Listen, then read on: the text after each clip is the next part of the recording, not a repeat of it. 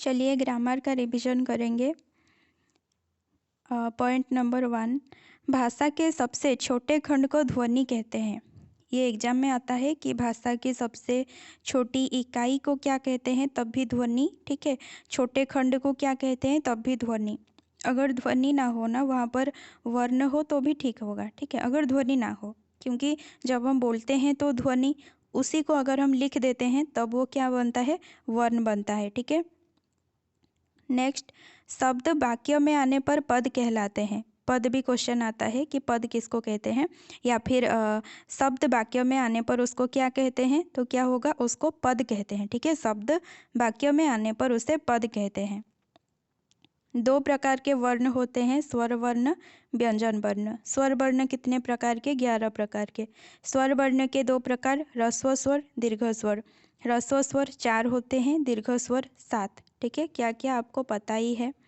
व्यंजन वर्ण 33 प्रकार के, वर्गीय व्यंजन 25। ठीक है, ये जो 33 है ना, इसी का ही पाठ है। वर्गीय व्यंजन 25, अंतस्थ व्यंजन 4, य र ल व, ऊष्म व्यंजन 4, तालव्य स, मूर्धन्य स, दंत्य स और ह।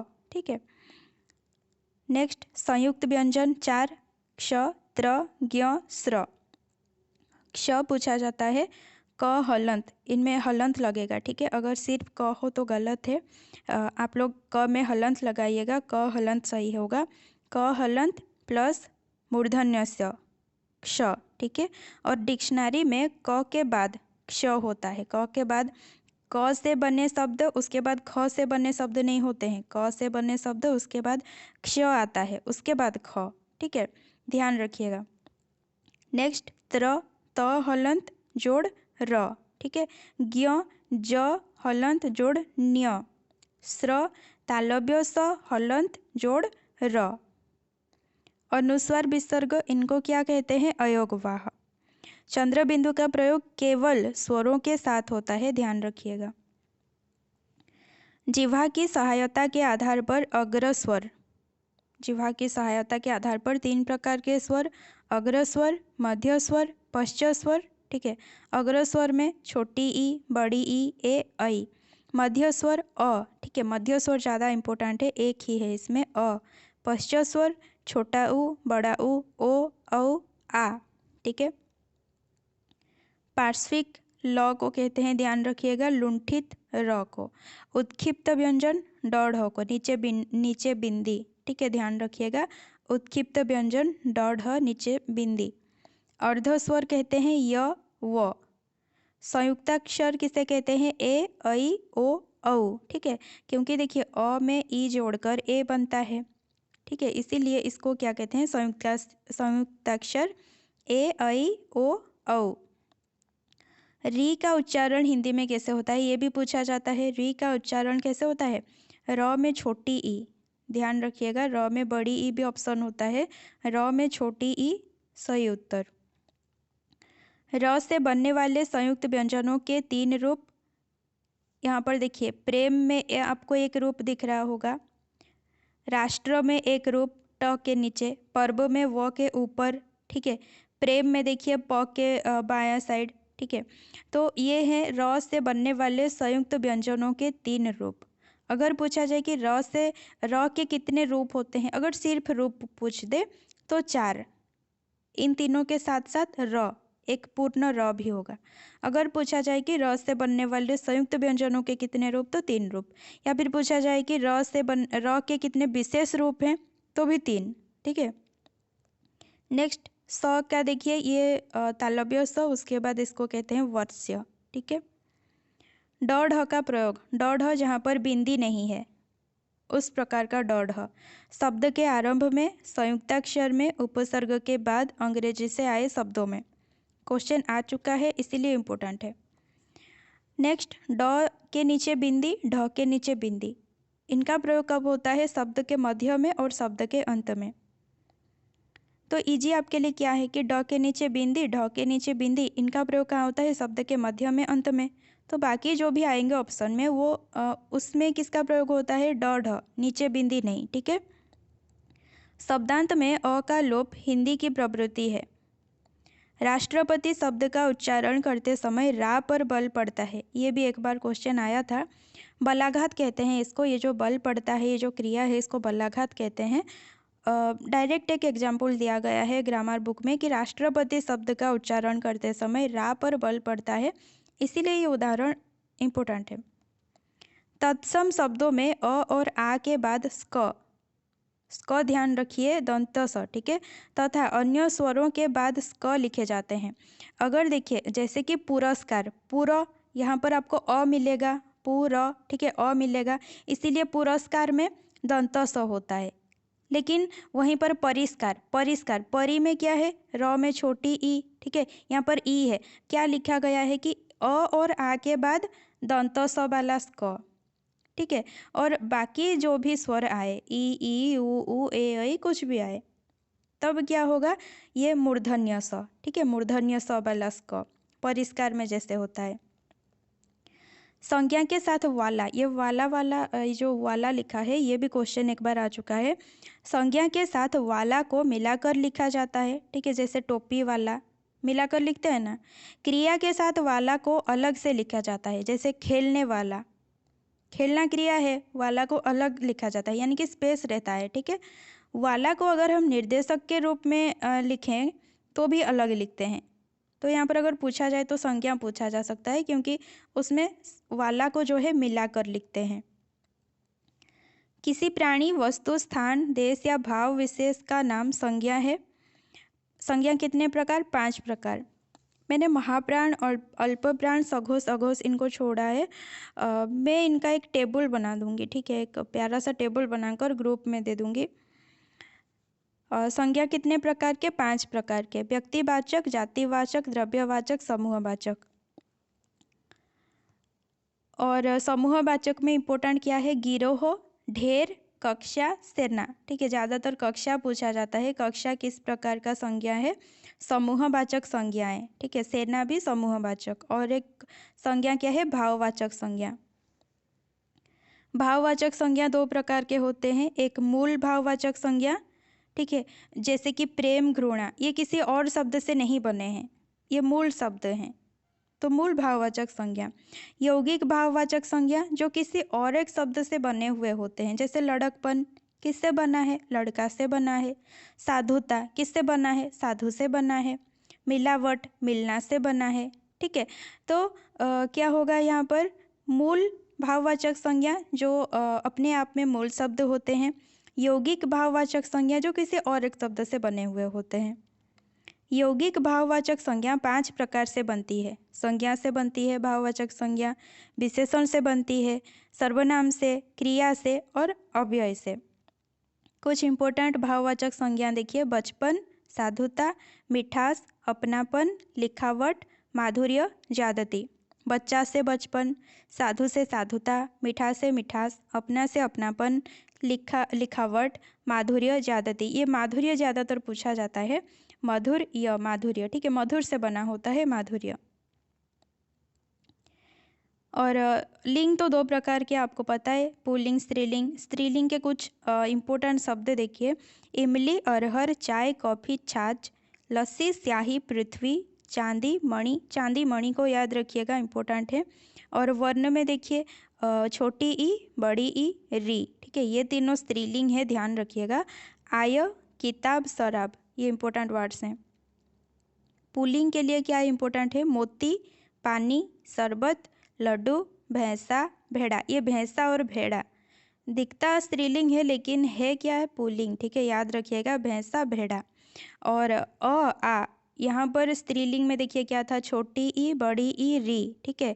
और यहाँ पर पुल्लिंग में क्या है, आ, छोटा ऊ, बड़ा ऊ, ठीक है। उसके बाद नदियों में देखिए, सोन, सिंधु, ब्रह्मपुत्र, होश, गुनाह, ये सब क्या है, पुल्लिंग। उसके बाद कुछ इंपॉर्टेंट पुल्लिंग स्त्रीलिंग, बुढ़ा, बुढ़िया, धोबी, धोबिन, ठीक है, ये इन वाला प्रत्यय ना ध्यान से देखिएगा, छोटी ई, ठीक है, धोबिन, मालिन, कोलिन, ये सब छोटी ई की मात्रा। हाथी इंपॉर्टेंट है, क्योंकि हाथीनी भी होगा वहाँ पर ऑप्शन में, तो कंफ्यूज होंगे। हाथी का क्या है, हथीनी, ठीक है, हथीनी। लाला, ललाइन, ठाकुर, ठकुराइन, गुरु, गुरुआइन। यहाँ पर देखिए, लाला ललाइन आपको याद है, ठाकुर ठकुराइन। गुरु को देखिए अगर वहाँ पर होगा गुराइन भी होगा, कंफ्यूज हो जाएंगे, गुरु का गुराइन भी तो हो सकता है ऐसा लगता है, लेकिन नहीं होता है, गुरु का क्या होगा गुरुआइन। ठीक है, विद्वान इंपॉर्टेंट है, विद्वान का विदुषी। कवि का क्या है कवयित्री, ननदोई का ननद। ठीक है, ननदोई पुल्लिंग, ननद क्या है स्त्रीलिंग। नेक्स्ट वचन, एक वचन बहुवचन दो प्रकार के। ये जो कुछ शब्द लिखे हैं एक वचन और बहुवचन दोनों में सेम रहते हैं। नर भाई, भाई का कोई बहुवचन नहीं होता है, देखिए ध्यान से देखिए, भाई, डाकू, पुत्र, पंछी, पंछी का कोई बहुवचन नहीं होता है, ध्यान रखिए। चौबे, मुनि, साधु, फोटो, देवता, दादा, राजा, चाचा, योद्धा, मामा, घर, हाथी, भालू, गुरु, जौ, लड्डू, रेडियो, मकान। यहाँ पर ज़्यादा इम्पोर्टेंट क्या है, भाई है। भाई का बहुवचन पूछ सकता है तो भाई का भाई होता है, कुछ बहुवचन नहीं होता है। मुनि, साधु, ये दोनों पूछे जाते हैं। गुरु पूछा जाता है, ठीक है, गुरु का गुरु होगा, मुनि का मुनि, साधु का साधु, भाई का भाई, ठीक है, पंछी का पंछी।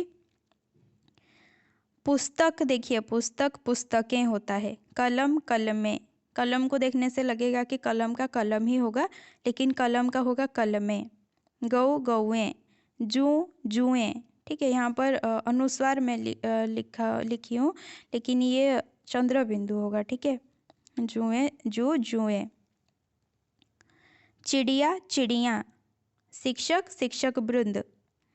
संबोधन के वक्त अगर हम किसी को बहुवचन में संबोधन करते हैं ना, जैसे कि बहुत सारे स्त्रियां बैठे हैं तो उनको हम कैसे बोलेंगे, हे देवियों बोलते हैं ना कि देवियों और सज्जनों, तो वहाँ पर कैसे बोलेंगे, हे देवियों। अगर हम हे लगा देते हैं ना, वहाँ पर क्या होगा, देवियों, बिंदी नहीं लगेगा। ठीक है, देवियों बहुवचन, लेकिन हम जब संबोधन करेंगे तब क्या होगा, देवियों।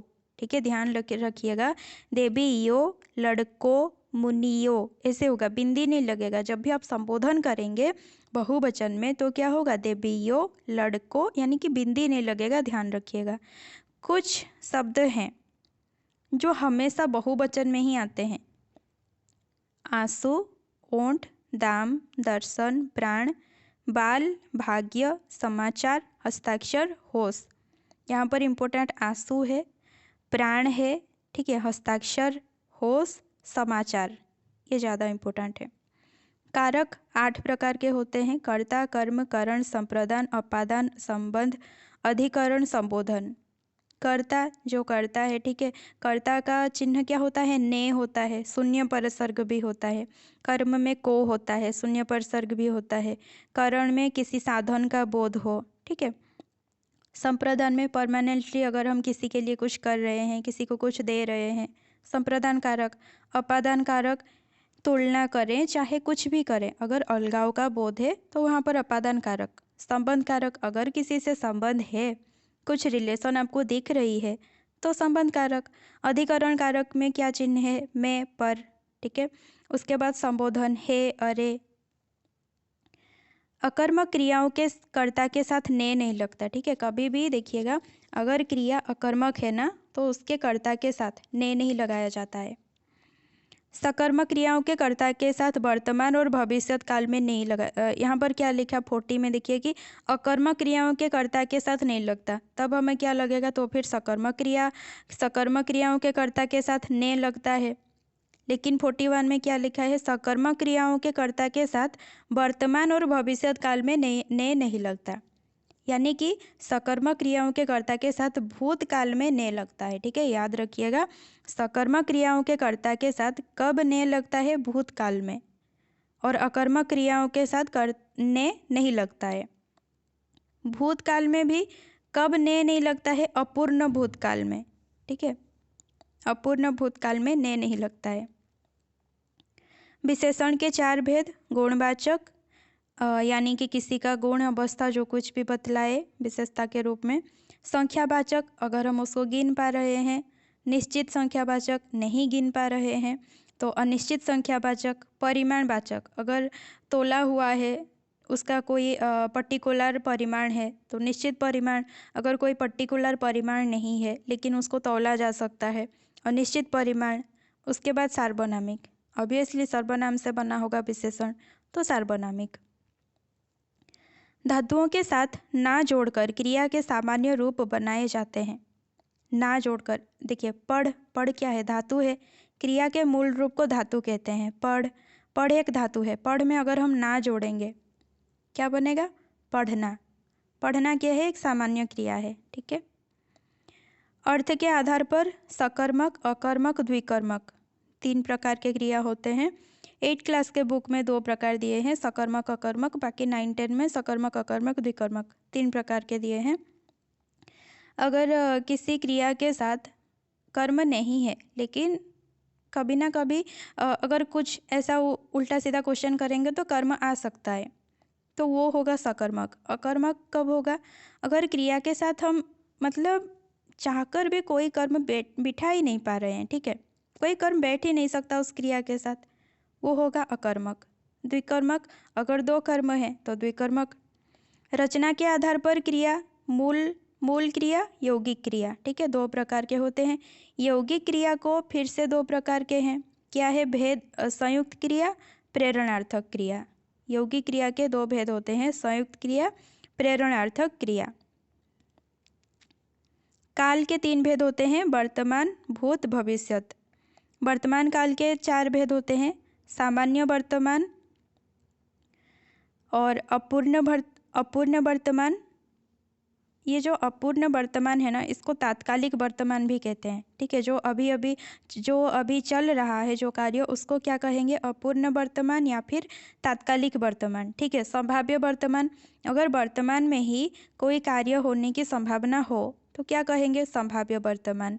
संदिग्ध वर्तमान, अगर कोई कार्य वर्तमान में हो रहा है या नहीं उस पर संदेह है, यानी वर्तमान पर संदेह है, तो क्या बोलेंगे? संदिग्ध वर्तमान।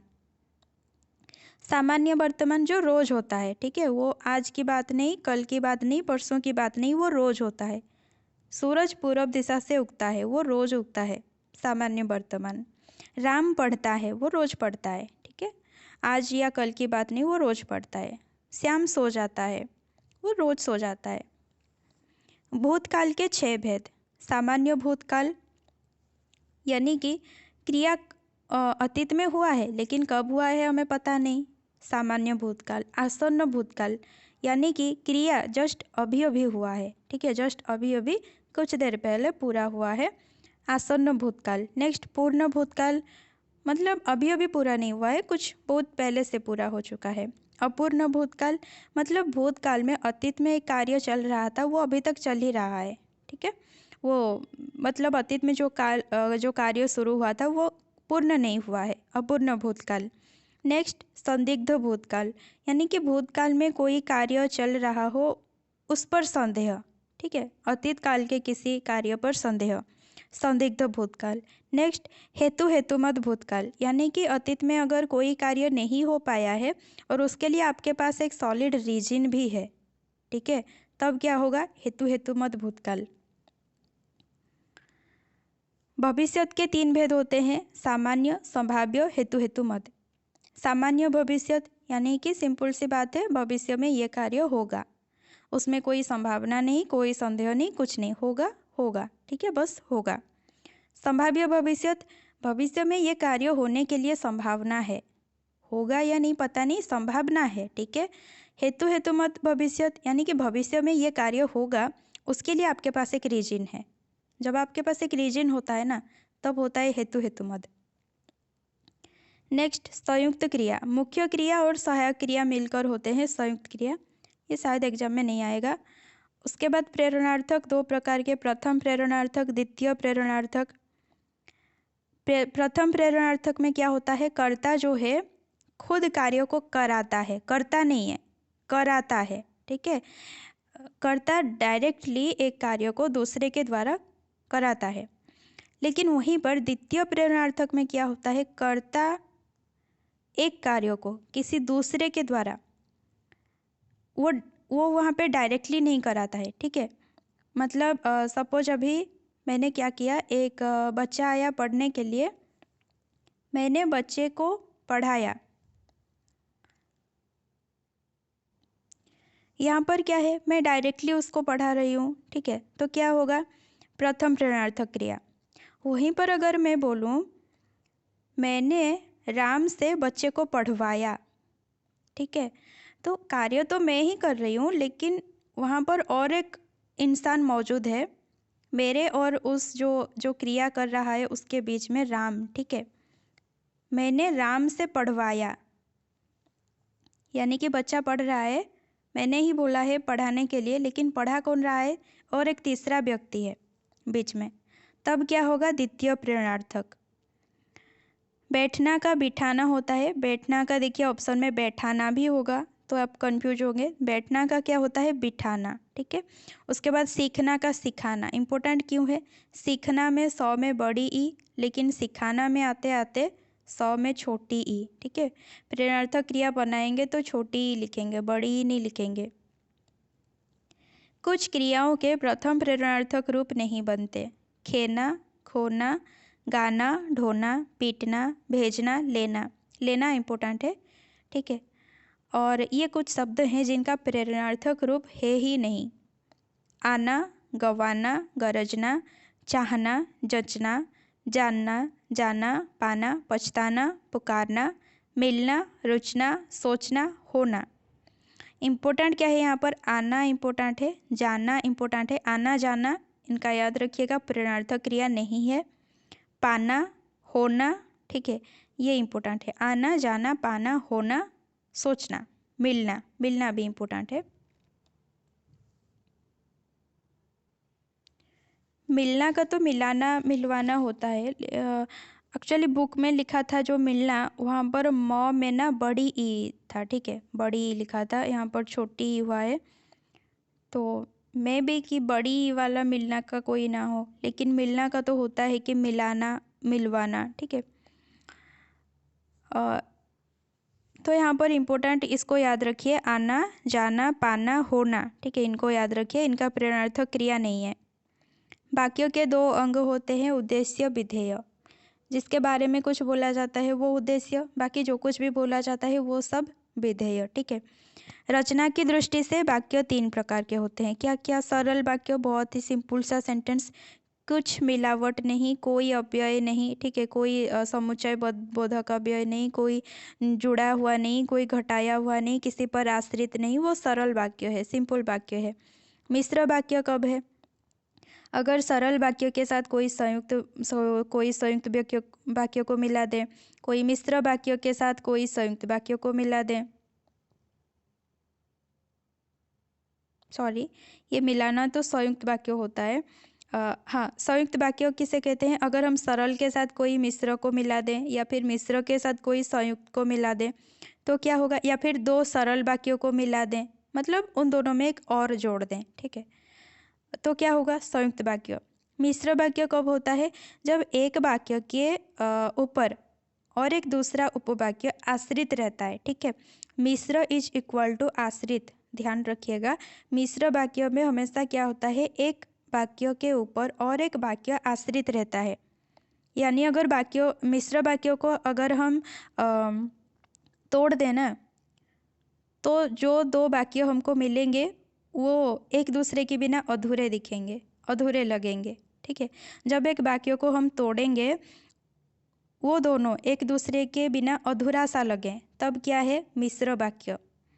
अगर एक सेंटेंस है उसको हम तोड़ रहे हैं, लेकिन 2 वाक्यों को उस वाक्य को तोड़ने के बाद भी जो 2 वाक्य हमें मिलते हैं वो दोनों अपने आप में भी सही हैं, एक दूसरे के बिना अधूरा नहीं है, सही है, ठीक है, वो दोनों अपने आप में पूर्ण है तोड़ने के बाद भी, तो क्या है, संयुक्त वाक्य। और सरल वाक्य तो है ही सरल।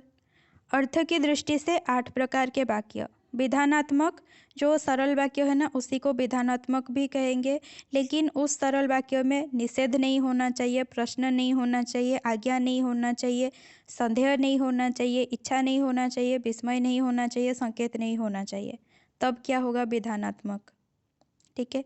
उसी वाक्य में अगर नो आ जाए, ठीक है, मत, नहीं, ना, ये सब आ जाए तो क्या बनेगा, निषेधात्मक वाक्य। अगर उसी को प्रश्न बना दें तो क्या बनेगा, प्रश्नवाचक वाक्य।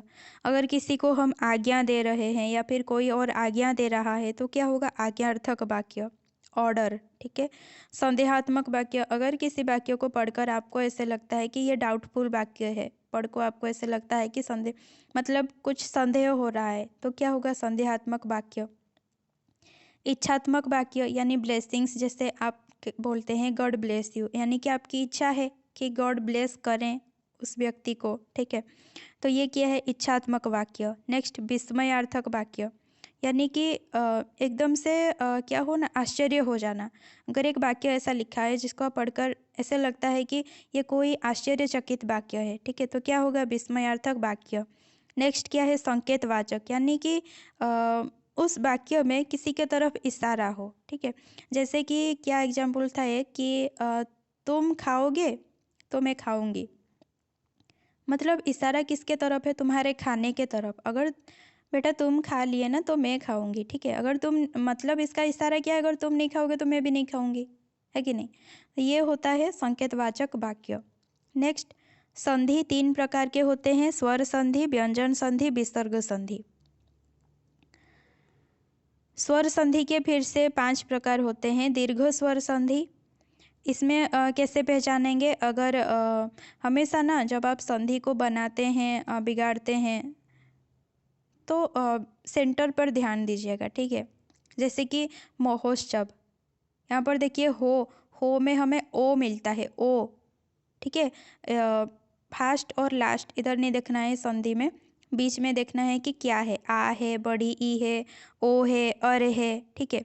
दीर्घ स्वर संधि में हमें बीच में क्या मिलेगा? आ, बड़ी ई, बड़ा ऊ, री, ठीक है। जैसे कि विद्यालय, विद्या, आ मिल रहा है, ठीक है।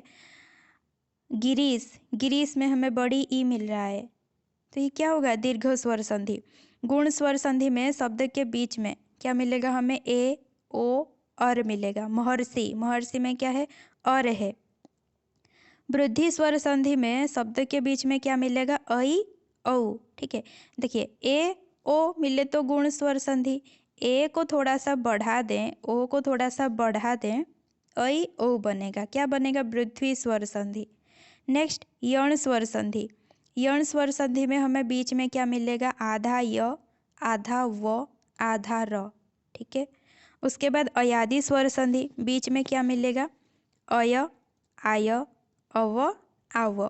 या फिर ऐसे भी आप लोग याद रख सकते हैं, अगर यण स्वर संधि में आधा य आधा व है तो अयादि स्वर संधि में पूरा य पूरा व है, ठीक है। नेक्स्ट कुछ इंपॉर्टेंट संधियां देखिए, स्वर संधि देखिए। विद्या जोड़ आलय, विद्यालय। परीक्षा जोड़ अर्थी, परीक्षार्थी पूछा जाता है। परीक्षा जोड़ अर्थी, ध्यान रखिए अर्थी, ठीक है, आर्थी नहीं होगा। परीक्षा जोड़ अर्थी, परीक्षार्थी। तथा जोड़ अपि पूछा जाता है, तथापि। तथा जोड़ अपि, तथापि। गिरी जोड़ ईस, गिरीश, याद रखिएगा, गिरी जोड़ ईस, गिरीश। मही जोड़ इंद्र, महींद्र, ये सब पूछे जाते हैं, इंपॉर्टेंट है। मुनि जोड़ ईस, मुनीस। और रजनीश भी उसी तरह इंपॉर्टेंट है, रजनी जोड़ ईस, रजनीश। सु जोड़ उक्ति, सुक्ति। महा जोड़ इंद्र, महेंद्र। मही जोड़ इंद्र क्या होता है? महींद्र। महा जोड़ इंद्र, महेंद्र। महा जोड़ ऋषि, महर्षि। सदा जोड़ एव, सदैव। यदि जोड़ अपि, यद्यपि। अनु जोड़ अय, अन्वय। प्रति जोड़ एक, प्रत्येक, ठीक है। सु जोड़ आगत, बहुत बार पूछा जाता है, इजी भी है, स्वागत। अनु जोड़ ऐसण, अन्वेषण। पितृ जोड़ आज्ञा, पित्राज्ञा। ने जोड़ अन, नयन। गई जोड़ अक, गायक। पो जोड़ अन, पवन। भौ जोड़ ओक, भावुक। पितृ जोड़ आज्ञा, पित्राज्ञा। और व्यंजन संधि के कुछ इंपॉर्टेंट संधियां देखिए। वाक जोड़ ईस, बागीस। यहाँ पर हलंत नहीं लिखी हूँ, हलंत सही होगा, ठीक है। आप लोग देखिएगा, हलंत को ध्यान में रखिएगा। वाक क में हलंत, वाक जोड़ ईस, बागीस। सट जोड़ आनन, सडानन। सत जोड़ आचार, सदाचार। सत जोड़ मार्ग, सन्मार्ग। अप जोड़ मय, अमय। सत जोड़ चरित्र, सच्चरित्र। सत जोड़ जन, सज्जन। यहाँ पर देखिए, सत में चरित्र जोड़ा गया है, च बना है, सच्चरित्र। सत में जन लगा है, ज बना है, सज्जन, ठीक है, ध्यान रखिएगा। बृहत जोड़ टीका, बृहट टीका। तत् जोड़ लीन, तल्लीन। सत जोड़ शास्त्र, सच्छात्र। शास्त्र जोड़ा गया है लेकिन निकला क्या है, छात्र। सत जोड़ शास्त्र, सच्छात्र। उत जोड़ श्वास, उच्छ्वास। उत जोड़ हार, उद्धार। पद जोड़ हति, पद्धति। पद्धति का याद रखिए, पद जोड़ हति, पद्धति। सम जोड़ तोष, संतोष। ये भी इम्पोर्टेंट है, सम जोड़ तोष, संतोष। सम जोड़ योग, संयोग। सम जोड़ हार, संहार। परि जोड़ छेद, परिच्छेद। यहाँ पर देखिए सिंपल सा परि है और छेद है, दोनों को मिलाएंगे तो ये छ जो है छ बन जाएगा, ठीक है। परि जोड़ छेद, परिच्छेद। अनु जोड़ छेद, अनुच्छेद। वि जोड़ छेद, विच्छेद। वि जोड़ सम, विषम। यहाँ पर देखिए सम जो जोड़ा गया है वो दंत स है लेकिन निकला क्या है, मूर्धन्य स। वि जोड़ सम, विषम। सु जोड़ सुप्ति, सुसुप्ति। यहाँ पर देखिए सुसुप्ति में क्या है, मूर्धन्य स लेकिन जोड़ा क्या गया है, दंत्य स। सु जोड़ सुप्ति, सुसुप्ति। नी जोड़ सेध, निषेध। री जोड़ न, ऋण। इसको याद रखिएगा, अगर री, र और स के बाद, ठीक है, तालव्य री, र और स के बाद अगर क्या है, न आए, ठीक है, तो क्या वो बनेगा, ण बन जाएगा। कृष्ण जोड़ न, क्या होता है, कृष्ण। री जोड़ न, ऋण। आकृष जोड़ त, आकृष्ट। यहाँ पर देखिए मूर्धन्य स जो है उसके साथ त को जोड़ा गया है और त क्या बन के निकला है, ट। इम्पोर्टेंट है, आकृष जोड़ त, आकृष्ट। विसर्ग संधि के क्या इम्पोर्टेंट है, निह जोड़ चल, निश्चल। धनुः जोड़ टंकार, धनुष्टंकार। मनः जोड़ ताप, मनस्ताप। निह जोड़ कपट, निष्कपट। पुरः जोड़ हित, पुरोहित। निह जोड़ गुण, निर्गुण। निह जोड़ विकार, निर्विकार। निह जोड़ रोग, निरोग। ये इम्पोर्टेंट है, निह जो हम जो जोड़ते हैं तो क्या है, न में छोटी ई, लेकिन जब शब्द निकलता है तो न में बड़ी ई। निह जोड़ रोग, निरोग। अतः जोड़ एव, अतएव। यहाँ पर सिर्फ विसर्ग हट गया है, बाकी शब्द का कुछ नहीं बदला है। अतः जोड़ एव, अतएव। अधः जोड़ पतन, यहाँ पर विसर्ग हटता ही नहीं है, ठीक है। कुछ ऐसे शब्द हैं जहाँ पर विसर्ग संधि है, विसर्ग हटता ही नहीं है, उनको थोड़ा देख लीजिएगा। अधः जोड़ पतन, अधः पतन, ऐसे ही रहेगा। पुनः जोड़ अपि, पुनरपि। निह जोड़ पाप, निष्पाप। नमः जोड़ ते, नमस्ते। ये भी इम्पोर्टेंट है, नमः जोड़ ते, नमस्ते। समास के चार भेद होते हैं, तत्पुरुष समास, अव्ययी भाव समास और द्वंद्व समास और बहुब्रीहि समास, ठीक है। और जो द्विगु और कर्मधारय उनको तत्पुरुष के अंतर्गत ही माना जाता है। अव्ययी भाव में इम्पोर्टेंट है, प्रतिदिन यथाशक्ति पूछा जाता है। द्वंद्व जैसे कि पाप पुण्य, पाप और पुण्य अगर और आ जाए तो द्वंद्व, ठीक है। अव्ययी भाव अगर अव्यय आ जाए पहले या फिर उपसर्ग आ जाए शब्द के पहले तो क्या है, अव्ययी भाव। और तत्पुरुष तो तत्पुरुष के भी देखिए 5 भेद होते हैं। कारक आधारित तत्पुरुष होते हैं जैसे कि कर्म तत्पुरुष, करण तत्पुरुष। उसके बाद तत्पुरुष का और एक भेद है कर्मधारय तत्पुरुष, ठीक है, जो कर्मधारय समास कहते हैं वही। उसके बाद तत्पुरुष का और एक भेद है मध्य पदलोपी तत्पुरुष, इतना ज़्यादा इम्पोर्टेंट है नहीं। तत्पुरुष समास का और एक भेद क्या है, द्विगु, और एक है नंज, नंज तत्पुरुष, जो कि निषेधात्मक अर्थ में व्यवहृत होता है, ठीक है। बहुब्रीहि में देखिए कुछ इम्पोर्टेंट यहाँ पर लिखा है, सड़ानन। ये सब हमें लगेगा कि द्विगु है क्योंकि पहले संख्या है, लेकिन है नहीं, द्विगु बहुब्रीहि है। सड़ानन, दशानन, चतुर्भुज, शांतचित्त, बारहसिंगा, कनफट्टा, अंशुमाली, ये बहुब्रीहि में इम्पोर्टेंट है। और कर्मधारय में नीलगाय, महापुरुष, पुरुषों में जो महान है, ठीक है, कर्मधारय। मध्यपदलोपी बैलगाड़ी।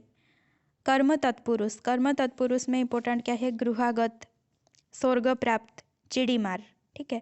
करण तत्पुरुष में क्या है, नीति युक्त, शोकाकुल, अकाल पीड़ित।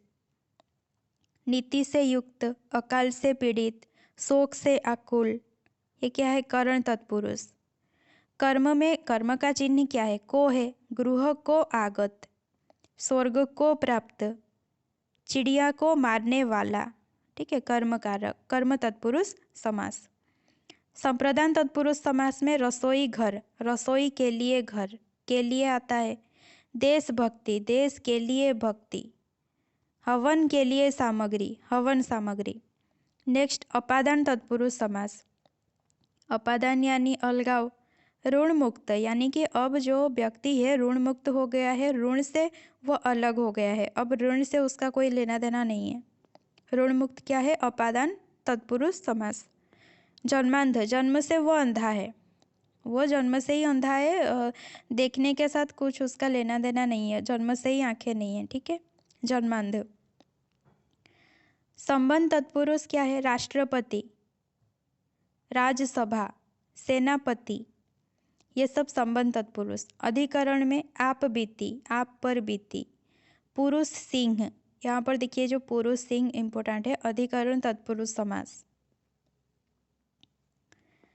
और यहाँ पर एक उपसर्ग बार बार पूछा जाता है, परा, परा उपसर्ग बहुत बार पूछा जाता है, तो परा के जो है वो देख लीजिए। पराक्रम, पराजय, परामर्श, पराभव। यहाँ पर जो परामर्श है ना, अक्सर हमें लगता है कि परामर्श में जो है परा उपसर्ग नहीं है, लेकिन परामर्श में परा उपसर्ग है, ठीक है, ध्यान रखिएगा। और उन उपसर्ग इम्पोर्टेंट है क्योंकि जैसे हम क्या है, उन्नति, ठीक है, उन्नति में हम उसको तोड़ते हैं तो क्या मिलता है? उत जोड़ नति, तो मिलता है। लेकिन ये जो 29, 39, 49, 59, ये जो शब्द है ना, इनका जो उपसर्ग है उत नहीं होता है, उन होता है, ठीक है, उन यानी कि एक कम, तो उन इसीलिए इम्पोर्टेंट है। खुश भी एक उपसर्ग है, और वर्ड्स क्या है? खुशबू, खुशखबरी, खुश मिजाज, खुशहाल, खुश नसीब, खुशकिस्मत। उसके बाद कुछ प्रत्यय देखिए। क्रू में अगर अन्य प्रत्यय जोड़ेंगे क्या बनेगा? करणीय। जो इजी है वो मैं नहीं लिखी हूँ, लेकिन जो थोड़ा कन्फ्यूजिंग आपको लगेगा वो लिखी हूँ। क्रू में अन्य प्रत्यय जोड़ेंगे करणीय। खेल में आड़ी जोड़ेंगे खिलाड़ी, ठीक है, वहाँ पर खील ऑप्शन भी होगा, खील आड़ी खिलाड़ी लगेगा, लेकिन नहीं, खेल आड़ी खिलाड़ी। ओढ़ में अगर नी प्रत्यय जोड़ेंगे तो ओढ़नी। पी में अगर आस प्रत्यय जोड़ेंगे तो प्यास। रख में अगर हारा जोड़ेंगे तो राखन हारा, ठीक है, राखन हारा। हो में अगर हार जोड़ेंगे तो क्या है? होनहार। मिल में अगर सार प्रत्यय जोड़ेंगे मिलन सार। गा में अगर वैया प्रत्यय जोड़ेंगे गवैया। सुन में अगर वाला प्रत्यय जोड़ेंगे सुनने वाला।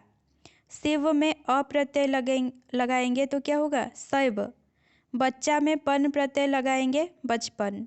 दिति में य प्रत्यय लगाएंगे दैत्य। लकड़ी में हारा प्रत्यय लगाएंगे लकड़हारा। श्रूप में अप्रत्यय लगाएंगे तो सर्प। क्रू में अक प्रत्यय लगाएंगे तो कारक। भुज में अन प्रत्यय लगाएंगे तो भोजन, ठीक है, भुज अन भोजन। श्रु अन श्रवण, अन प्रत्यय। क्रू तव्य कर्तव्य, तव्य प्रत्यय क्रू में, ठीक है, क्रू तव्य कर्तव्य। बच में तव्य जोड़ेंगे तो क्या है? वक्तव्य। खा में अगर य जोड़ेंगे खाद्य। कुरु में अगर अ जोड़ेंगे कौरव। गुरु में अगर इष्ठ, इष्ठ जोड़ेंगे, ठीक है, क्या बनेगा? गरिष्ठ। धीर में अगर य जोड़ेंगे तो धैर्य, जैसे मधुर में य जोड़ते हैं तो माधुर्य। धीर में अगर य जोड़ेंगे तो धैर्य। लोटा में अगर इया जोड़ेंगे तो क्या बनेगा? लुटिया। प्रतिशब्द देखिए। अंबर का, अंबर का पूछा जाता है। अंबर पर्वत, नदी, रात, चांद, ये बहुत इंपॉर्टेंट है। पानी, बादल, कमल, ये जो मतलब बहुत इजी हैं लेकिन यही इम्पोर्टेंट है। अंबर का क्या है? आकाश। वस्त्र को भी बोलते हैं अंबर। आसमान, शून्य, अंतरिक्ष। अक्षर को ब्रह्म भी बोलते हैं, और वर्ण भी और नित्य भी, ठीक है। अक्षर का मतलब देखिए। अमृत का पीयूष, जल, दूध, सुधा, अमीय, मधु। द्विज, ब्राह्मण, पंछी। नाग का देखिए, सर्प, हम क्या सोचेंगे? नाग सर्प, लेकिन अगर हाथी का पर्यायवाची पूछे और वहाँ पर नाग हो ऑप्शन में ना, तो नाग सही है, ठीक है। हरि देखिए किन किन को बोलते हैं? विष्णु को भी, इंद्र को भी, सांप को भी, बानर को भी, सिंह को भी, हिरण को भी और मोर को भी। अग्नि बहुत बार पूछा जाता है। आग, पावक, अनल, वैश्वानर। अनल इंपॉर्टेंट है, अनल अग्नि और अनिल वायु, ठीक है। अश्व का घोड़ा, बाजी, तुरंग, घोटक, हय। हय हय यानी घोड़ा, याद रखिए, हय यानी घोड़ा। कमल का पद्म, पंकज, जलज, सरसिज, अंबुज, सरोज। ज़्यादातर लास्ट में ज होता है कमल में। और बादल का देखिएगा तो लास्ट में द होता है, जलद, अम्बुद, वैसा। चंद्रमा का क्या है? इंदु, शशि, सुधाकर, राकेश, कलानिधि, हिमांशु, सुधांशु, विधु, चांद। चिड़िया का पंछी, पक्षी, खग, बिहग। जल का नीर, सलिल, पानी, बारी, उदक, अम्बु, तोय। यहाँ पर एक था क्या? हय।